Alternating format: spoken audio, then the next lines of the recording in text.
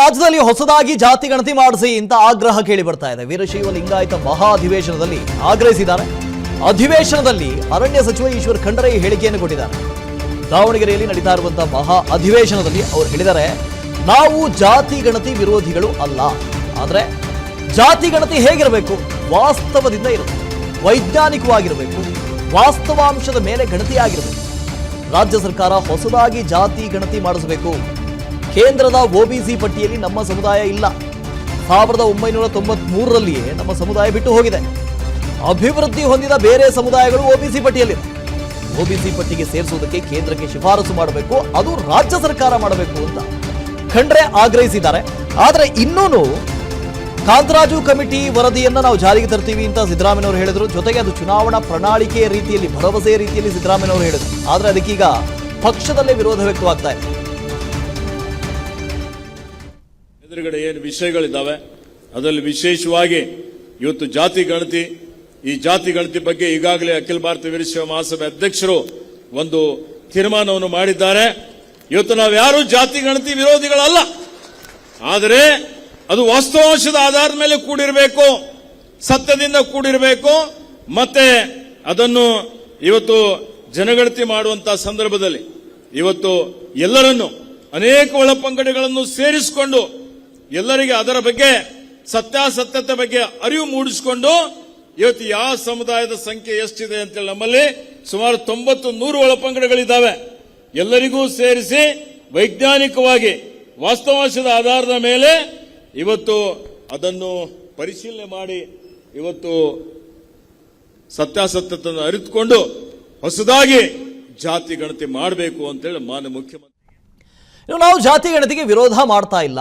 ಸುತ್ತೂರು ಶ್ರೀಗಳು ಹೇಳಿರುವಂತಹ ಮಾತಿದೆ.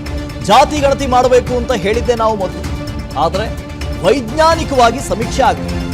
ಸರ್ಕಾರಕ್ಕೆ ಸುತ್ತೂರು ಮಠದ ಶಿವರಾತ್ರಿ ದೇಶಿಕೇಂದ್ರ ಶ್ರೀಗಳು ಒತ್ತಾಯ ಮಾಡಿದ್ದಾರೆ.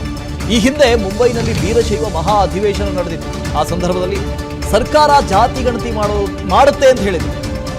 ಜಾತಿ ಗಣತಿ ಮಾಡಲೇಬೇಕು ಅಂತ ಮೊದಲು ಹೇಳಿದ್ದು ನಾವು, ಸಿದ್ಧಗಂಗಾ ಶ್ರೀಗಳು ಹೇಳಿದ್ರು, ಅದಾದ್ಮೇಲೆ ನಾವು ಹೇಳಿದ್ವಿ ಅಂತ ಸುತ್ತೂರು ಶ್ರೀಗಳು ಹೇಳಿದ್ದಾರೆ. ಇವತ್ತಿಲ್ಲಿ ಜಾತಿ ಗಣತಿಯ ವಿಷಯವನ್ನು ಪ್ರಸ್ತಾಪ ಮಾಡಿದ್ರು. ಒಂದು ಸಂದರ್ಭದಲ್ಲಿ ಇಲ್ಲಿ ಪೂಜ್ಯ ಶಿವಕುಮಾರ ಮಹಾಸ್ವಾಮಿಗಳನ್ನು ಪ್ರಸ್ತಾಪ ಮಾಡಿದ್ರು. ಮುಂಬೈ ಅಧಿವೇಶನದಲ್ಲಿ ಸಿದ್ಧಗಂಗಾ ಶ್ರೀಗಳು ಅಧಿವೇಶನದ ಅಧ್ಯಕ್ಷರಾಗಿದ್ದಾಗ ಒಂದು ಮಾತು ಹೇಳಿದ್ರು. ಅಂದರೆ ಸರ್ಕಾರ ಜಾತಿ ಗಣತಿಯನ್ನು ಮಾಡೋದಿಲ್ಲ ಅಂತನ್ನುವ ನಿರ್ಧಾರಕ್ಕೆ ಬಂದಿದೆ. ಆದ್ದರಿಂದ ಮಹಾಸಭೆಯವರು ಈ ಜವಾಬ್ದಾರಿಯನ್ನು ವಹಿಸಿಕೊಂಡು ಇಡೀ ದೇಶದಲ್ಲಿ ಜಾತಿ ಗಣತಿಯನ್ನು ಮಾಡಿ ನಮ್ಮ ಸಮಾಜ ಎಷ್ಟಿದ್ದಾರೆ ಅಂತ ಅನ್ನೋದನ್ನು ಲೆಕ್ಕ ಹಿಡಿಬೇಕು ಅಂತ ಅನ್ನೋದು ಸಿದ್ಧಗಂಗಾ ಶಿವಕುಮಾರ ಸ್ವಾಮಿ ಅವತ್ತು ಹೇಳಿದರು.